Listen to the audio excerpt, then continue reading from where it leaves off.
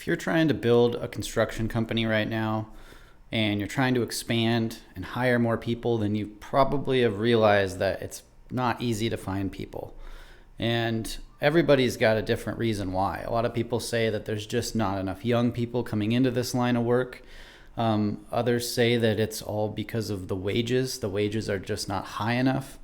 And, there's a bunch of other reasons. When I was growing up, everybody always said, go to college. Go to college, learn science or law, or be a doctor. Do all these things, but nobody was saying go learn a trade, learn how to build houses or become a plumber or anything like that.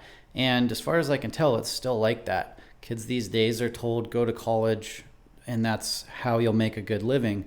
And there's not a lot of people saying that you can make a great living in the trades. And sometimes that's true. For carpenters especially, the wages just aren't high enough. They're not high enough to attract new people.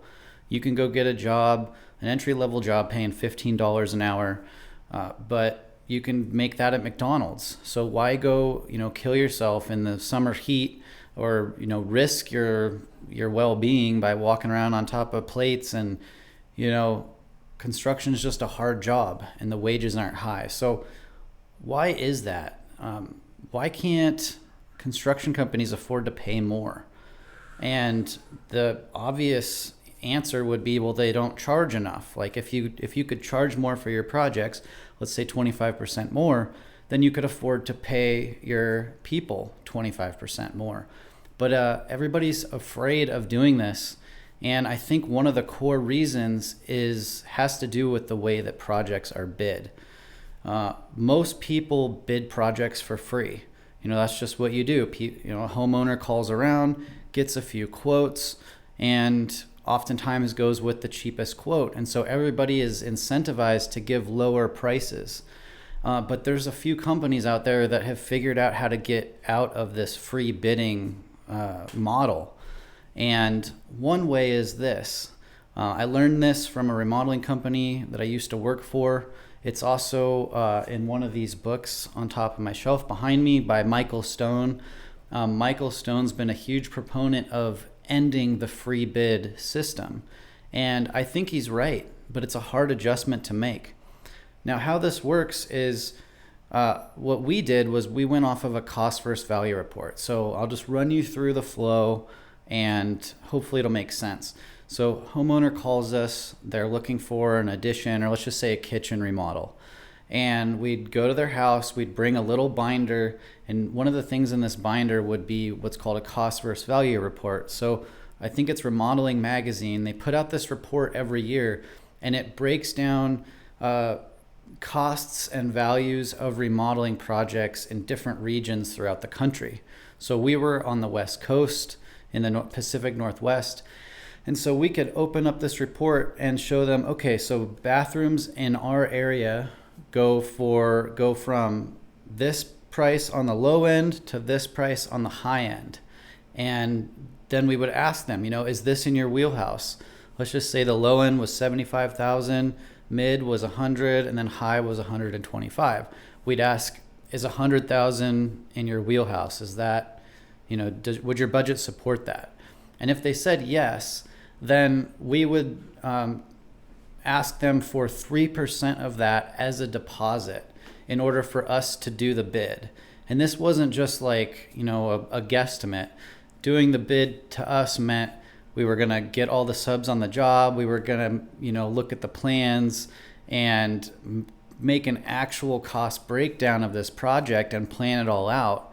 And then at that point, we would give that to them and say, okay, this is the estimate. And if you want to move forward with us, we can do that. We'd have a pay schedule and everything. If they didn't want to move forward with us, we would deduct our hourly rate from that 3% and then refund them whatever was left. And this way we were getting paid to go through this estimating process. And for a lot of these bigger projects, this process was, 6 weeks long. And we would spend easily 40 hours doing one estimate. It wasn't, it wasn't like a small bathroom remodel or something. And, if you don't do things like this, if you just give free bids, then I got to ask, how many times do you go through all this pain of putting a bid together for somebody to just not move forward with you? I know that happened for us not too long ago. We went through this long process building this deck that went down from this house down like 250 feet down to a dock on a lake. And we had to do like 4 or 5 site visits. We met with the owner multiple times. We drew out plans and everything. We put together an estimate. And at the end, the homeowner said, oh, well, that's just too expensive. I'm not going to move forward with this. And so that was like 40 or 50 hours just gone. And to tie this back into how I started, if you're doing free bids and you're putting all this time into it, it makes you afraid to ask for more money, because you put all this time, you're already invested in this project. You really, really want to get it. You can't just, throw out a high price and risk losing all of your hard work. It's called the sunk cost fallacy. So, think about that. Like, do you do something like that now? Like, tell me in the comments, like, how you approach this and what you think about this, because, there's got to be a better way than doing free bids. And if we can, as an industry, if we can move away from the free bid model and start charging for our time, in the right way, then we can slowly raise our prices and be able to afford to pay higher wages and thus attract more people into this industry.